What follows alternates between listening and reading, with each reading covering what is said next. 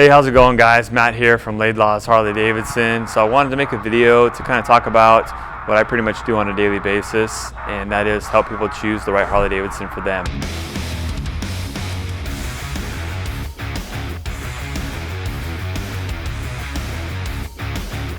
So basically I got 5 tips or 5 things that you should really ask yourself and 5 things that you should consider when you're looking to buy a Harley-Davidson. So the number one question I ask people when you're looking to buy a Harley-Davidson is what type of riding do you plan on doing? That question right there is really going to help me and help yourself figure out exactly what bike is going to be best for you. So basically the best thing to do is also consider the platforms that Harley-Davidson has. So basically there's 3 major frames that Harley-Davidson builds all their bikes on. You got the touring frame, you have the Softail frame, and you have the Sportster frame. So depending on what type of riding you're going to be doing, it's really going to help you figure out exactly what frame to get. You've also got the street platform as well, and I'm going to be talking about that as well, but the street is very a niche type of riding style and a niche type of buyer for a street motorcycle. For the touring platform, if you're someone that likes to get out on the highway and you do a lot of highway miles, so 65 mile an hour or plus highway riding, then the touring chassis is going to be probably your best bet. Personally, I'll use myself as an example. I have a touring chassis bike. 90% or more of all the miles I put on my Harley-Davidson are on the freeway doing 65 miles an hour or greater. That combined with how tall I am, which I'm going to get into stature in just a minute, that combined with my stature, I'm 6 foot 6 inches, the touring chassis bike is pretty much an easy choice for me to make as far as what Harley-Davidson I should pick. If you're someone that gets out on the highway a lot and does a lot of miles in combination with maybe you go on overnighters, maybe you ride with 2 people a lot, then the touring bike is definitely the platform for you.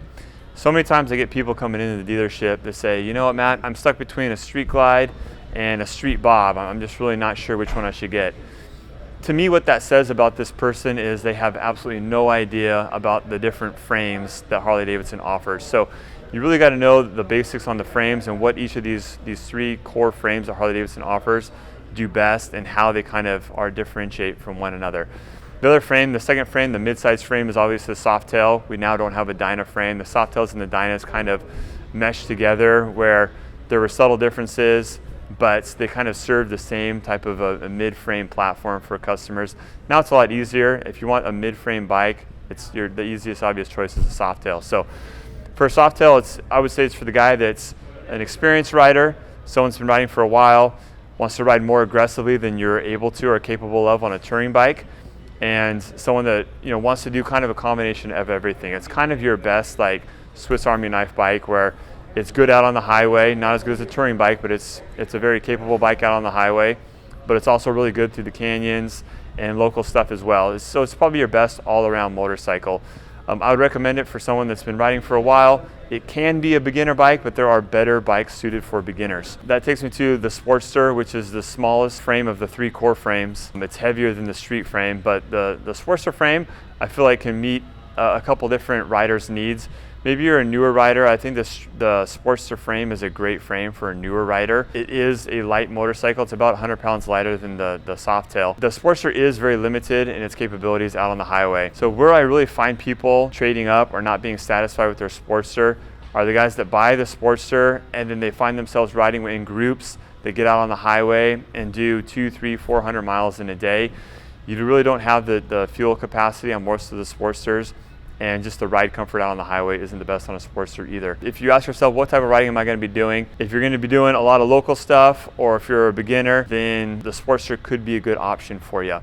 And I'd also factor in your stature and also your budget as well, which I'm going to get to budget at the very end. I think the budget is probably the question you should ask yourself at the very end, not because it isn't important, just because I'm a strong believer and you need to be buying a bike. Don't buy a price tag, buy a bike. If you spend a little bit more money and get a bike that's right for you, that's really going to be worth the extra money you pay in the long run. You're going to enjoy your bike more, and you're going to be riding it for a longer time, and you won't find yourself looking to trade up immediately. All right, guys, so point number 2 that I want to make, and I've brought this up kind of in fragmented ways in other videos I've talked about, is another thing you want to do is pick the bike that is closest to the final project or your final vision as possible. So many times I get guys that come in here, and I'll give you an example. They say, hey, Matt, I want to get a Road Glide. oh, by the way, can you get me an accessory list with a tour pack, lower leg fairings, and speakers in the rear? And I just look at them and I say, well, did you know about the Road Glide Ultra? Because you can get all those things you just asked for at a lower price point than if I were to install them all here at the dealership and you're paying, for all those parts here on a dealership level. And I'm all about making money, but at the same time, I want to get the best value for the customer as well. So, so many times guys come in here and they don't realize like all the different available models, and they don't pick the bike that's as close as possible to their ultimate project. And a lot of it also is just cost effectiveness. If you want a blacked out bagger, well, then get the special, the Street Glide Special, the Road Glide Special, and then add those items to it. I totally get that, because to strip everything down and black powder coat everything is going to exceed the price of like a Road Glide Ultra or a Limited or something like that. So I guess my best advice is just learn about all the models. Don't just feel like, hey, I got to go in and buy the Iron 883, or I got to go in and buy the Street Bob, two really popular models that I feel like people just kind of have this preconceived notion of the cool bike to buy. Open your eyes, figure out exactly what you want. A lot of times guys want storage on their bike. They'll come in, they'll look at a Softail, and they'll say, hey Matt, can I put bags on this bike? And the answer is usually yes. But I said, well, did you know about the Sport Glide or the Heritage? They already have bags on there. Or guys will say, well, I want highway comfort. I'm going to get a lowrider, and I want to outfit it with bags and a windshield. And I usually say, well, did you check out the Heritage? And so pick the bike that is as close to your final project or vision as possible when you pick your bike. So the third tip, or the third thing that I have people ask themselves, is what type of riding experience do you have? Generally, I like to ask them if they've ridden bikes before, if they have ridden dirt bikes, or they're coming from sport bikes. A lot of people are coming from sport bikes and this is their first Harley. So they're asking me what's a good Harley, a transition bike into the world of Harley-Davidson. So generally I like to point them out on a Softail. They're looking for that more sportier bike. They're not ready for a big touring bike just yet. Softail is a great bike to start off on. The people that are just brand new to the world of motorcycles, straight out of the academy, or just beginning to look at Harleys or any type of two-wheel transportation, I generally start them off on a Sportster or a Street 750. Normally, Sportsters are a better choice for a lot of people because of the styling and the way the bike looks and stuff like that. One of the first things I ask you is, what are you riding right now, and how long have you been riding, and what type of riding have you been doing? Like Andrew said, are you a dirt bike rider? Did you grow up riding dirts? Have you never ridden on street before? Are you a brand new rider and don't even know how to work the clutch on a motorcycle? These are things that you're going to want to ask yourself before you pick a bike. If you're someone who's brand new, obviously you want to get a bike that's on the lighter side, but also a bike that you can confidently touch the ground with both of your feet on as well, and it's something you feel comfortable on that isn't too big. And we're going to get into your physical stature in just a minute, but your physical stature plays a big part also when you're a brand new rider. You want to feel comfortable and confident on the motorcycle. Someone who comes in and has been riding sport bikes for their entire life, guys that have been coming off like R1s or a CBR 1000, whatever it may be, these guys are really confident riders. Someone that comes in like that, I'm not going to try to put them on a Sportster. I just think that the Sportster is going to be very underwhelming, and I don't want this to turn into a video where we're harping on Sportsters. Sportsters are awesome, iconic bikes that definitely have their place in the lineup. But in Southern California, we're on the highway so much, and a lot of people are doing that 65 mile an hour plus with only 5 speeds. A lot of times experienced riders aren't happy with a Sportster, and I just see them trading up frequently. So ask yourself what kind of experience you have. And I would always recommend, and this is one thing that you really want to do, especially to kind of determine how your experience matches up with the bike that you ultimately choose, you want to do a test ride. There's really no substitute for doing a test ride. Generally, it's all about what type of riding you're going to be doing and who you're going to be riding with. Because if you're most of your dad's buddies and your friends and so on and so forth, they all have touring bikes, probably not a great idea to get an Iron 1200. I've ridden with a bunch of people that had Sportsters and some that had touring bikes, and you're kind of the lead anchor when you're on a Sportster 48 and you got to stop every 70 miles to fill up. You want to ask yourself, what type of experience do I have right now? Am I an experienced, confident rider? If you're a confident rider, you can pretty much get on any bike in here, and then it just kind of gets narrowed down to what type of riding you're going to be doing. And if you're going to be doing any traveling, riding with a passenger, the storage, then those other factors kind of play a role past the fact that you are an experienced rider or if you're a beginner. Okay, so my next tip is you really want to pay attention to your physical stature and how you physically fit on the bike.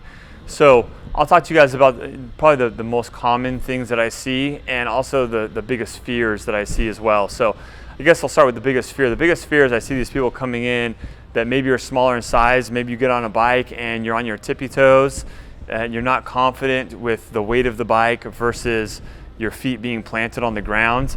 And depending on your riding experience, there are certain things that I think you should keep in mind or take into account. So the greater your riding experience is, the less important it is to have your heels planted on the ground. For a long time growing up, I always could just be on my tippy toes. My dad always put me on bikes that were too big for me. Maybe it's because he was putting me on his bike and he didn't want to buy a brand new bike for young Matt. I don't know if Andrew had similar experience, but usually growing up in a family that's on dirt bikes, you kind of just take hand-me-downs and you ride whatever available. But as I got better, I even rode bikes where I was just on one foot and I couldn't even touch on both sides. It's because I had the ability to take off on just one foot. So I think people, really what I'm trying to say in the bottom line is, if you're an experienced rider and you come in to a Harley-Davidson dealership, if you're on the balls of your feet, you're going to be okay. And so choosing a bike, or I should say weeding out a bike completely because you don't feel like your feet are firmly enough planted on the ground with both your heels on the ground, that's a mistake in my opinion. Now, I don't want to contradict what I just said a minute ago, where if you're a beginner, you should look for that, because if you're a beginner, having that confidence of having both your feet planted on the ground, that is a plus, and that helps you to learn how to ride. I've had a few customers that come in and their father, their uncle, their cousin had a badass Heritage or a Deluxe. So as growing up, they've always wanted that bike, but they might not be as tall or have a longer inseam as they did, but they know they want that bike. Well, I've recently had a customer that came in here, knew he wanted a Deluxe, sat on it, just couldn't quite reach the kickstand to fully extend it all the way. So there is the option, and Harley has all the tools to help you build the bike to fit you. And when all else fails, you sit on the bike. And I suggest when you are bike shopping and you are in the market and you're sitting on different bikes and you're in a dealership, kind of wear the footwear you're going to use when we're actually owning and riding the bike, because people come in here with flip-flops sitting on bikes and they don't realize, well, I can't reach this. Well, you're going to have about an inch of a heel to work with on a boot. So wear your boots, just walk in here, wear the pants you're going to wear. If you're kind of tippy-toed, keep in mind most dealers have the reach seat. You can throw on the bike and sit on the bike like that. Adjusting the handlebars a quarter inch forward or back can help a lot too as well. So keep in mind there's always that option. You can build the bike to fit you. The second thing I see is on the opposite side of the spectrum. Maybe you're too big. So a lot of times when I get these guys that come in here and maybe they're 6'3", they weigh like 280 pounds or something like that, and they jump on a Sportster or maybe even a Softail. And a lot of times, regardless of the type of riding they plan on doing, if they're a really big dude like that, I'll almost always steer them towards a touring chassis bike. Just proportionately, they just look better on the bike. They're going to fit better on the bike. If you fit better, you're going to be more comfortable on the motorcycle as well. You're going to be able to have full use of and full range of motion of the handlebars and the controls and everything. So take kind of a personal inventory of yourself and have enough self-awareness to know, okay, hey, I'm too tall for this bike, I'm too big for this bike, or I'm too small for this bike. But also be confident in your abilities, especially if you're an experienced rider. I've seen, I had this one guy in here who was a really accomplished sport bike rider. This guy would do all kinds of stunts and everything, but then he was looking at buying a Road Glide, and he was really intimidated by the Road Glide, and I was like, dude, you're a good rider. Like, there's nothing to be intimidated about this Road Glide. It does weigh more, but with a little bit of the correct muscle memory and a little bit of just technique, Harley-Davidsons really do carry their own weight, and the weight on a Harley-Davidson is probably the number one thing that I see people get intimidated by, and it is actually something that is kind of a non-issue. The other day I had a lady who came into the dealership. She was 65 years old. She was 5'4", 5'4", and she weighed 130 pounds, and she rode a Road Glide. This woman had no strength, she had no height, but she did have good technique. With good technique, the weight of a bike really means nothing. So use my criteria when you're buying a bike that I've mentioned. Don't don't think about the weight too much. You know, the weight obviously a little bit, but like I just said in the example I just gave you, weight is kind of meaningless in the long scheme of things, especially when you know what you're doing. And if you're an experienced rider, you're going to adapt to a Harley very, very quickly. So again, on that tip, be self-aware about your physical stature and how it pertains to the bike that you choose. All right, guys, so my second to last point is going to be the style you're going for. Now, I've said this again in kind of a fragmented way in a bunch of my past videos. Style is really important. You know, a lot of times guys will look at all the Softails and they'll basically narrow down that they want the Softail chassis. The Softail chassis is most conducive to the type of riding they do and their physical stature and everything else that I've already mentioned. And they say, well, do I get the Street Bob or do I get the Softail Slim? And sometimes I just say, you know what, man, which one do you like the looks of? Or they'll say, hey, I wanted a Street Glide or a Road Glide. And I'll say, which one do you like the looks and style of more?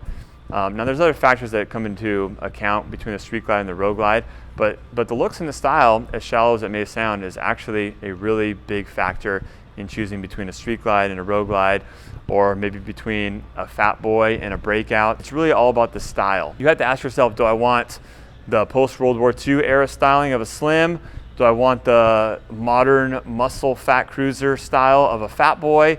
Do I want that raked out chopper style of a Breakout? You know, a lot is the type of style that you want. And that's why Harley-Davidson has so many bikes to fit a variety of different people and different riders and rider ability levels, but also to fit a bunch of different styles as well. Here on the West Coast, we kind of have our own flair and we have our own style. And the Midwest, I'm sure they have their own flair and their own style as well. You know, there's certain models that do better out here, probably don't do as well there, but they have models that do well out there. So it's all about starting with the bike that's as close to the ultimate goal as possible, and then making your twists or whatever to kind of make it your own and give it the style that you want to give it ultimately. Don't be afraid to pick a bike that's kind of a choice dictated by the style that you want. Now on the opposite side of the spectrum, I see the mistake, and this is a very common mistake. I get people coming in the dealership and they've been on the internet and they just kind of cycle through all the bikes and they've picked out the one that they think looks the best, and they come in and they want to buy that bike. They say, you know what, Matt, I don't really need your help in figuring out what bike I should buy.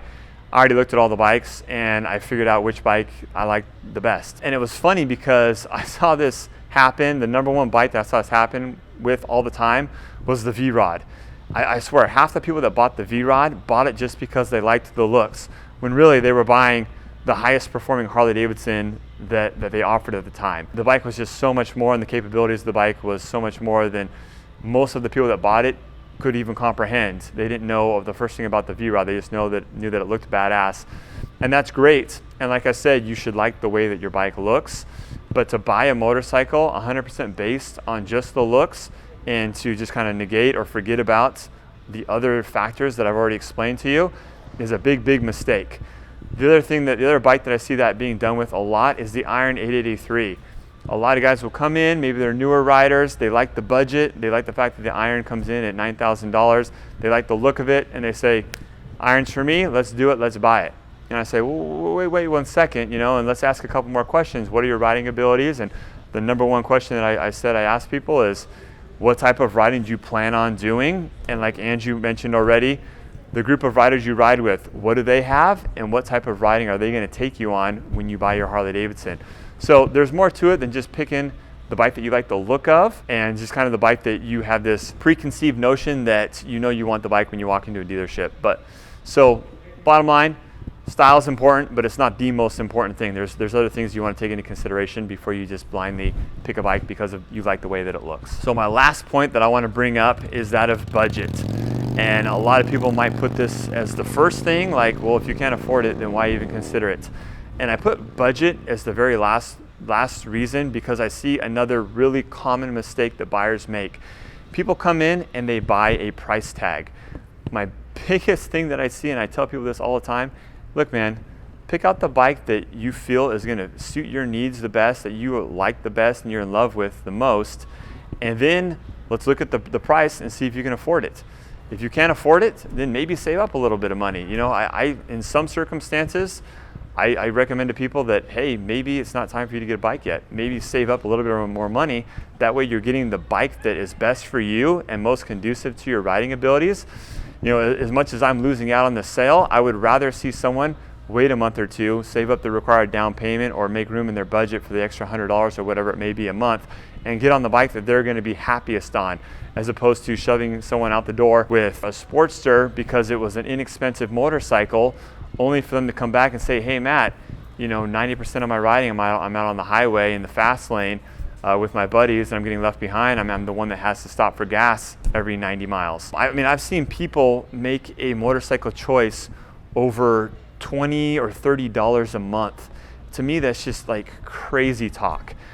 For $20 or $30 a month to get on the bike that you know is best for you, to me, it's kind of a no-brainer. So budget is important. You want to take into consideration where your budget constraints are, but at the same time, that is the least important thing in my opinion. The most important thing is you getting on the right bike and having a bike that you enjoy. What would you rather do? Spend $10,000 on a motorcycle that isn't right for you, that you end up disliking, that you don't ride, or spending $15,000 on a bike that you absolutely love, meets all of your needs perfectly, that you ride really frequently?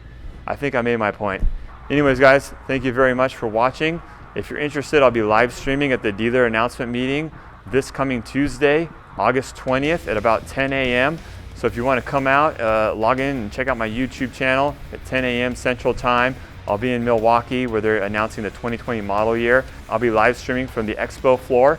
So check out my live stream, the 2020 model year. And if you're looking for a new bike in Southern California, check us out here at Laidlaw Harley-Davidson. We never have any added dealer markup fees. Same transparent pricing for over 60 years. Thanks a lot, guys. Take care. Bye-bye.